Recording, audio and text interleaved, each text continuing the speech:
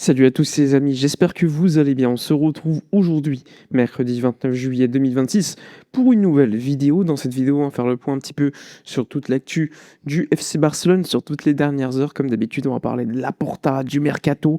On va aussi parler de la pré-saison avec le match, le premier match diffusé bientôt entre le FC Barcelone et Birmingham qui va avoir lieu dans quelques heures. N'hésitez pas, comme d'habitude, à liker, à commenter, à partager, à booster évidemment la vidéo. N'hésitez pas non plus, comme d'habitude, à booster, commenter, à vous abonner sur YouTube, Twitter, Instagram, Twitch, etc. On est là pour une bonne petite dizaine de minutes pour faire le point sur toutes les informations mercato, les informations les plus pertinentes en tout cas. Allez, c'est parti. On va commencer par un article de Mundo Deportivo qui parle des ventes. Enfin, le FC Barcelone avance sur des éventuelles ventes. Alors la une de Mundo Deportivo évoque donc le destin de 3 joueurs. Ces 3 joueurs sont, assez simplement, Marc-André Ter Stegen, Marc Casado et Rooney Bardghji. Alors, sur la une, on nous explique que la direction sportive travaille pour, on va dire, débloquer le prêt de Marc-André Ter Stegen du côté de l'Ajax et sur les 2 départs de Marc Casado et de Rooney Bardghji. En plus de ça, ils évoquent le futur de Araujo qui reste ouvert, comme celui de Alejandro Balde, qui lui pourrait partir en cas de bonne offre, ce qui pourrait évidemment débloquer le fait qu'il y ait plus de recrues. Alors pour parler de Balde assez rapidement, il est vrai que Balde, cette option de pouvoir le vendre a existé il y a quelques semaines, uniquement dans la possibilité où le Barça l'aurait vendu pour recruter Cucurella. Dès lors que Balde, à ce moment-là, a refusé tout départ, le FC Barcelone n'a pas pu avancer à l'époque sur le transfert de Cucurella. Donc je serais très surpris aujourd'hui que le Barça accepte tout simplement le départ d'Alejandro Balde pour le remplacer par un joueur sur le mercato qui aujourd'hui n'est pas, on va dire, naturel. Alors il y a des joueurs évidemment, mais qui sont très chers. Lewis Hall ou autres, qui aujourd'hui me paraissent beaucoup trop difficiles, beaucoup trop chers par rapport à ce qu'un Baldé pourrait t'apporter en termes de revenus. J'oublie pas, Baldé dans une situation également personnelle compliquée, puisque c'est un joueur qui s'entraîne, et il a fait la pré-saison avec le FC Barcelone, mais en individuel, parce qu'il souffre de quelques douleurs au pubis, il a un petit peu de douleur, c'est un petit peu une pubalgie, on n'est pas au niveau d'une pubalgie pour l'instant, mais ça reste encore une fois des douleurs à cette même zone du corps, et qui forcément freine un petit peu le joueur là aussi. Donc là aussi c'est une mauvaise nouvelle pour le Barça, qui pour l'instant, je le rappelle, dispose que de Baldé comme latéral gauche. Alors oui, Gérard Martin peut jouer à ce poste, mais pour l'instant, le dossier Joao Cancelo n'a pas été réglé. D'ailleurs, Joao Cancelo, qui est convoqué aujourd'hui pour reprendre la pré-saison avec Al Hilal, évidemment en professionnel qu'il est, il va bien reprendre avec Al Hilal. Mais ensuite, le deal devrait avancer lors des prochaines semaines. Le Barça est confiant, il n'y a pas de problème à ce niveau-là. Pour autant, en termes de timing, le Barça n'a pas encore conclu avec Al Hilal un accord de principe. C'est-à-dire que Al Hilal réclame toujours beaucoup d'argent. Le Barça le sait, le Barça sait qu'il va falloir payer à un moment donné une certaine somme, puisque Al Hilal est plutôt dur en affaires. Et pour l'instant, le Barça espère que la montre permettra de diminuer, on va dire, les demandes du club saoudien. Mais pour Cancelo, personnellement, je m'en fais peu. Sur la une de Sport, ils expliquent que Flick attend un numéro 9. Alors comme je vous l'expliquais, Flick, lui, veut toujours un 9, tandis que la direction sportive voudrait plutôt renforcer la défense centrale, le milieu. Il faut savoir qu'il y a déjà eu une prise de contact, notamment au milieu de terrain pour Rodri, je vous en avais parlé la semaine dernière, ça a été confirmé par différents médias plutôt sérieux lors des derniers jours. Ce que je vous apporte comme information sur Rodri, c'est que lui privilégie plutôt un retour à Madrid. Je vous en ai parlé, sa famille est à Madrid, il est né là-bas, tout se passe bien pour le mieux pour lui là-bas, mais pour l'instant Manchester City n'a pas accepté quelconque départ de Rodri. Aujourd'hui, le Barça n'a pas fait une attaque du côté de Manchester City pour proposer une offre, parce qu'ils savent que Rodri privilégierait le Real. Pour autant, Rodri n'est pas contre une arrivée à Barcelone. C'est important de le préciser, parce qu'on ne sait jamais si, par exemple, le Real Madrid n'arrive pas à trouver un accord avec City, le FC Barcelone pourrait rentrer dans la danse. Mais, personnellement, les gars, je vous le dis, j'y crois très peu. Je le vois plutôt aller à Madrid ou rester à Manchester City. Mais sait-on jamais, le mercato peut nous surprendre avec beaucoup de choses. Ce que je peux vous dire, c'est qu'effectivement, il y a eu prise de contact avec l'entourage du joueur, et il y a eu même un appel du côté de City pour voir un petit peu le prix qu'il pourrait demander. D'ailleurs, City a dit qu'il n'était pas vendable cet été, mais vous le savez, c'est le mercato, c'est aussi pour valoriser les joueurs. Et du côté du joueur, on n'écarte pas du tout le Barça. Ça reste une piste sérieuse, mais il privilégie toujours le Real Madrid. Même si c'est des informations qui nous plaisent pas, je trouve que c'est quand même toujours pertinent de les rappeler. Mais sait-on jamais, tout peut arriver vite. Sur la défense centrale, c'est assez simple à comprendre. Romero, le joueur de Tottenham, patiente toujours qu'il y ait un départ du côté du Barça. Pour l'instant, le Barça n'a pas choisi définitivement Romero pour se renforcer, il faut le savoir. Néanmoins, Deco l'apprécie particulièrement, il y a eu des discussions qui ont été plutôt sérieuses, ça a plutôt bien avancé, mais il faut le savoir, Romero, s'il veut partir du côté Tottenham, dans un autre club que le Barça, il va te demander un salaire assez élevé.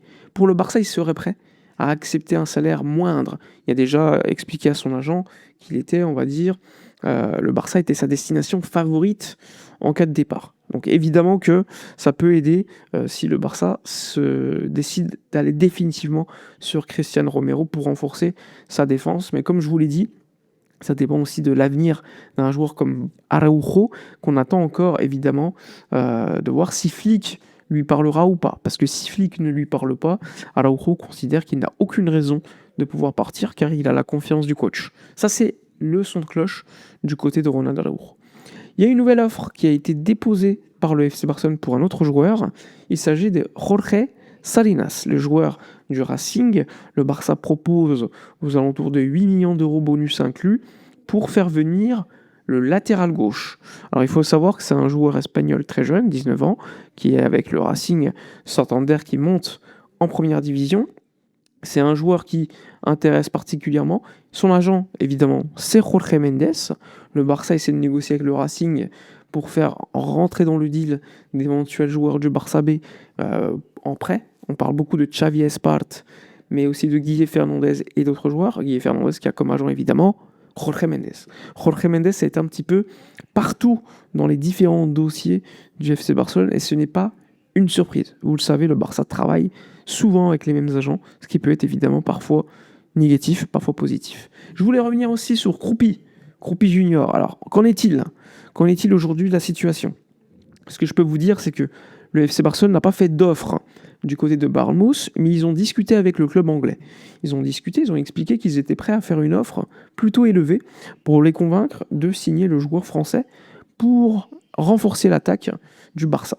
Néanmoins, Bournemouth a expliqué assez rapidement au Barça qu'il n'était pas vendeur. C'est-à-dire que, ok, vous pouvez faire une offre, mais je vous le dis, on ne l'acceptera pas à 100%. Du côté de l'agent du joueur, vous le savez, c'est Moussa Sissoko. On essaye par tous les moyens de convaincre Bournemouth de permettre aux joueurs de partir, que ce soit le Barça, que ce soit le Paris Saint-Germain. Il faut savoir que la relation entre Moussa Sissoko et le Barça est plutôt mauvaise. Pour autant, business is business. Vous le savez, l'agent du joueur essaie de sortir le joueur de Bournemouth contre une belle enveloppe. Le Paris Saint-Germain est toujours dans la danse, il faut le savoir, mais le PSG privilégie aujourd'hui Ferran Torres pour renforcer son attaque parce qu'ils estiment qu'il est beaucoup moins cher et qu'en plus de cela, vous le savez, Ferran Torres a déjà parlé avec Luis Enrique. Donc pour l'instant, du côté du neuf, priorité absolue pour Julián Álvarez qui, selon Mundo Deportivo, veut forcer une réunion avec l'Atlético de Madrid, réunion qui avait été déjà refusée il y a quelques jours par l'Atlético aux joueurs. Mais le joueur veut absolument une réunion pour effectuer, on va dire, tout ce qu'il peut pour partir. Donc je le rappelle, il reprend sa pré-saison le 10 août, clause libératoire de 490 millions d'euros, contrat jusqu'en 2030. Évidemment que c'est difficile. Il faut savoir que Jota Jordi, qui est proche de l'agent du joueur, explique que le joueur devrait prendre enfin ses responsabilités courant le début du mois de août. Donc il faudra voir si le joueur, à ce moment-là, prend, entre guillemets, ses responsabilités, parle publiquement. Est-ce que ça aiderait à éventuellement pousser un transfert vers le Barça ? Aujourd'hui, l'Atlético a toujours une stature très compliquée en négociation, où ils expliquent tout simplement qu'ils ne le vendront pas au Barça. Ils peuvent venir, on ne va pas le vendre au Barça. Donc évidemment, moi je l'ai expliqué à maintes et maintes reprises, pour avoir quelques infos supplémentaires, Je vois le dossier très compliqué, mais depuis le début, je vous l'ai dit, moi je pense que le Barça devrait directement changer de piste. On n'a plus le temps. Alors c'est vrai qu'on n'est que le 29 juillet, mais quand même le 29 juillet, c'est quand même un mercato plutôt avancé, et j'estime que ça ne sert à rien de perdre autant de temps sur l'espoir de se renforcer sur Alvarez. Alors je comprends bien que le mercato, il n'y a pas beaucoup de neufs qui intéressent Flick. Flick, il voulait par exemple Alvarez à 100%, et il a validé deux autres pistes. Il a validé Kroupi Junior, mais là c'est compliqué aussi. Et il a validé aussi Lautaro Martinez. Donc pour l'instant, on n'a pas entamé de deal pour Lautaro Martinez euh, pour voir si c'était possible ou pas. Mais la réalité est là. Le Barça veut absolument un neuf et ils sont prêts à faire limite un all-in en attendant le mois d'août pour avoir Alvarez plutôt qu'un autre mec qui est dispo sur le marché, qui est moins intéressant. Alors je peux comprendre, mais ça reste quand même très risqué parce que le mercato avance et comme vous le savez, si tu ne renforces pas le poste de neuf, bah, tu peux renforcer d'autres postes. Mais les autres postes, bah, les joueurs ils partent dans d'autres clubs aussi parce que le Barça est bloqué par le neuf. Donc c'est une vraie problématique qui personnellement me dérange. D'ailleurs, vous avez vu Laporta qui n'a pas fait le voyage direction Bellingham pour la pré-saison du FC Barcelone pour des simples raisons qu'il a des problèmes de santé.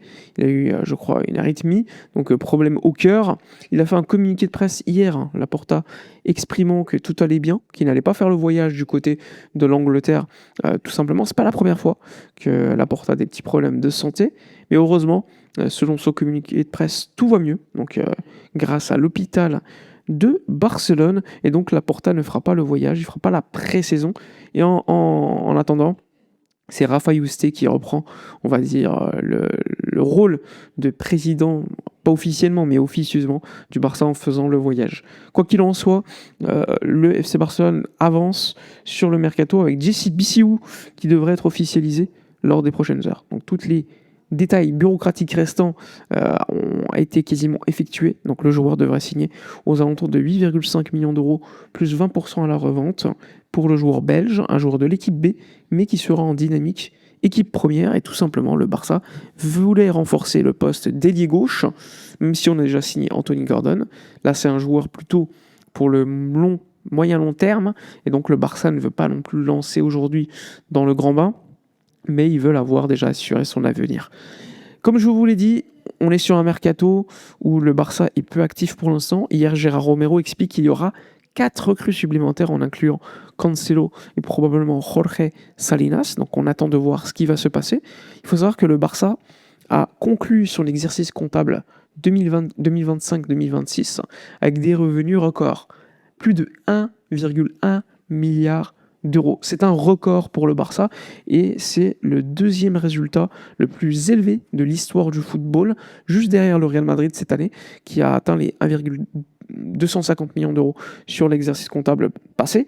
Le Barça est un peu loin encore, mais le Barça n'a pas encore son stade à 100%, je le rappelle, donc ça donne quand même de bons espoirs. Néanmoins, il y a un gros problème au niveau du cash flow, puisque comme vous le savez, le Barça a dû faire un emprunt, une émission de bons pour avoir 105 millions d'euros dès le mois de juillet, pour tout simplement aller sur le mercato et pouvoir dépenser. Parce que comme vous le savez, le Barça a aussi besoin de cash pour cela. Une assemblée générale extraordinaire est prévue lors des prochaines semaines. Il faut savoir qu'aujourd'hui, une junta directiva, donc une réunion de la direction, est prévue pour évoquer tous les dossiers du Barça. Que ce soit les dossiers d'un prêt supplémentaire pour l'Espagne Barça, que ce soit le mercato, que ce soit un match amical au Maroc potentiellement au mois d'août pour ramener un petit peu de cash. Bref, il y a plein de dossiers qui sont évoqués lors de cette réunion. Donc dès lors qu'on aura des infos, on les tweetera sur le compte Actualité Barça, comme d'habitude, sur X. Donc soyez à l'affût. Et lorsqu'on aura des infos aussi plus précises sur le mercato, comme d'habitude, il y aura des informations en vidéo. Comme d'habitude, n'hésitez pas à booster la vidéo, c'est super important pour le référencement, pour le soutien que vous me donnez. Alors je sais qu'il y a beaucoup de gens qui me disent « Sofiane, le mercato avance pas ». Je suis d'accord avec vous, pour autant il y a toujours des informations tous les jours, et vous le savez, les informations du jour ne sont pas forcément les informations du lendemain. Le mercato, ça va très très vite, et donc je tiens à vous faire quand même ce reporting quotidien avec des informations fiables sur toute l'actu du Barça. Donc c'est important sur l'aspect positif économiquement, mais également négatif, et de manière globale sur le mercato. Voilà sur toutes les informations de la journée. Comme je vous l'ai dit, boostez la vidéo, likez, commentez, partagez. N'hésitez pas à rejoindre la chaîne, souscrire sur Twitter, Twitch, c'est gratuit si vous avez un compte Amazon Prime, ça ferait toujours plaisir pour moi. Je vous souhaite une agréable fin de journée. Profitez des vôtres, reposez-vous bien et nous on se retrouve à la prochaine. Ciao.